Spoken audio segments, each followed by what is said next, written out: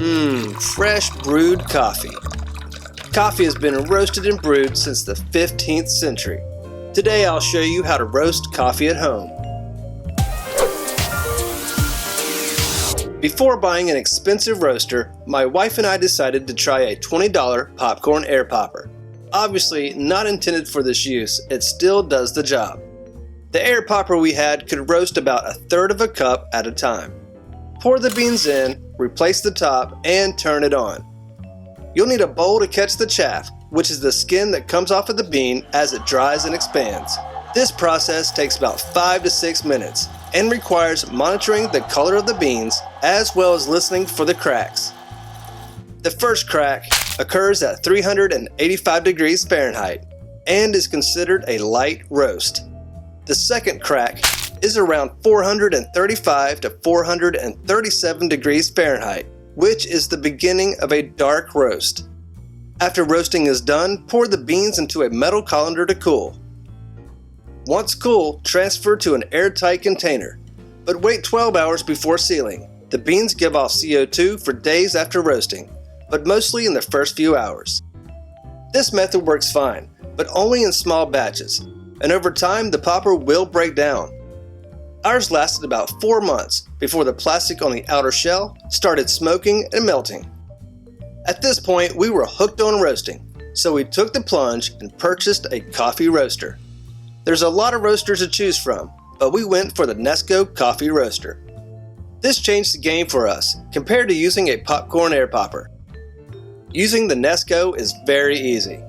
It comes with several washable parts: a roaster chamber, a chaff cup with screen and front seal, and a rear seal.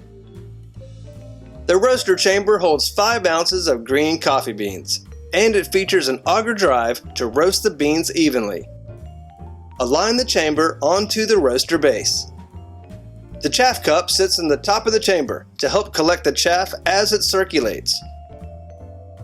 To start a roast, lift the cover and remove the chaff cup.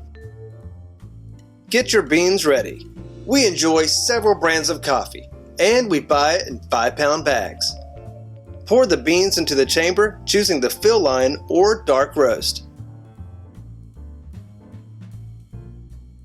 Replace the chaff cup and close the lid.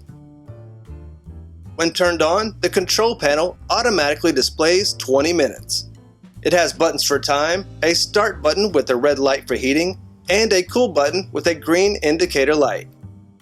Adjust the roasting time and press start.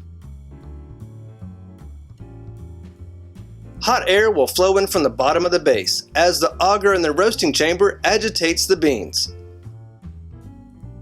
During the heating process, the beans will expand and double in size while losing about 28% weight loss due to the release of volatile compounds and water evaporation. We prefer a light roast, so this process takes us 22 minutes. Wait 10 minutes for the Nesco to cool and then transfer your roasted coffee beans to an airtight container. But leave the lid off for 12 hours. The beans will give off CO2 for many days after roasting, but mostly in the first few hours. Our only cons with a Nesco are cleaning the chaff, which is still better than it flying around everywhere.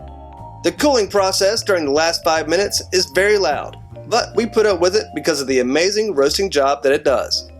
So there's 2 ways to roast coffee at home. Whichever method you choose, you can still take pride that you're roasting your own coffee beans. Thanks for watching. Stay tuned for more how-to videos from Show and Tell.